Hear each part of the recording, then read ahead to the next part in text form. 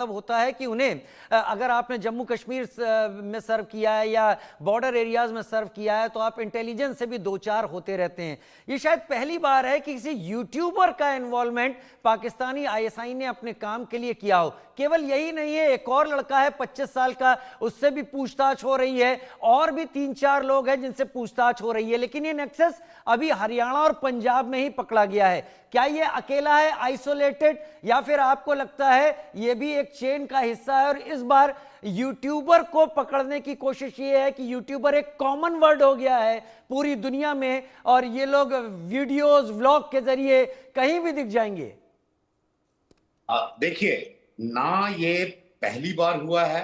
ना ये आखिरी बार होगा कि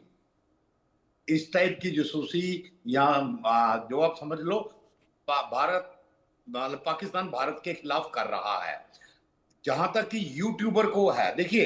अभी तफ्तीश हो रही है, तफ्तीश में पता लगेगा कि क्या वो सिर्फ परसेप्शन और इंफॉर्मेशन वॉरफेयर का हिस्सा थी उनके, यानी कि जो माहौल करते हैं मतलब उनका नरेटिव सेल करने तक ही उसका रोल था, या एक्टिव सैबोटाज में जिसमें रिकॉनेसेंस भी शामिल है उसका भी हिस्सा थी, बिकॉज वो सीरियसनेस बहुत चीजों की बढ़ जाती है। और जहां तक सवाल है कि मतलब ये पहली बार हुआ है, देखिए मेरे को यकीन है कि ज्योति जैसे बड़े एसेट पाकिस्तान आईएसआई ने ऑलरेडी क्रिएट किए होंगे और हमारी इंटेलिजेंस एजेंसीज की उन पे नजर भी होगी। इट इज जस्ट दैट अभी ज्योति ने कोई रेड लाइन क्रॉस करी होगी, कोई रेड लाइन क्रॉस करी होगी जहां एग्जैक्टली, हमको ठोस सबूत मिले हैं, कोई ठोस सबूत मिले हैं, तो इसीलिए उसको एकदम अरेस्ट कर लिया गया।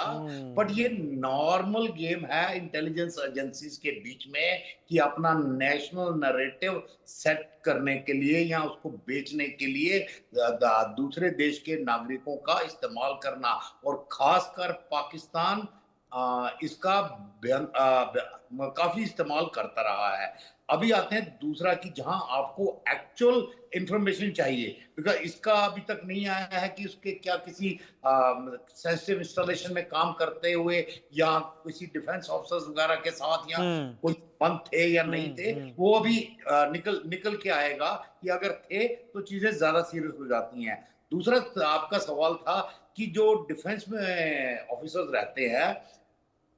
वो ज्यादा यहाँ सेंसिटिव इंस्टॉलेशन में जो सर्व कर रहे हैं वो ज्यादा मतलब ससेप्टेबल होते हैं, बिकॉज उनके मतलब अगर आप और कुछ नहीं है तो कम से कम आपके खोपड़ी में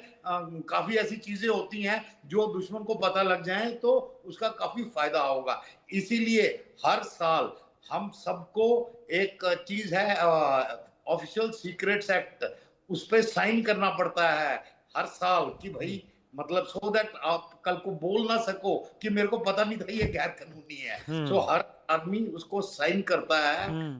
बेसिकली फ्रॉम द, इसीलिए कि भी मेरे को पता है और मैं मतलब किसी भी हालत में जो भी मतलब मेरे मेरे पास डॉक्यूमेंट है या जानकारी है या कुछ, मैं किसी भी हालत में और किसी को नहीं बताऊंगा। डजंट मैटर कि वो स्पाई हो नहीं हो, जिसको नहीं होनी चाहिए उसके पास नहीं होनी चाहिए, बिकॉज ये कहना बहुत मुश्किल होता है कि कौन स्पाई है कौन नहीं है। कई बार क्या होता है कि कुछ जानकारियां आपकी नॉर्मल कन्वर्सेशन में भी निकल जाती हैं, नॉर्मल कन्वर्सेशन आप किससे कर रहे हो, तो इसीलिए बार बार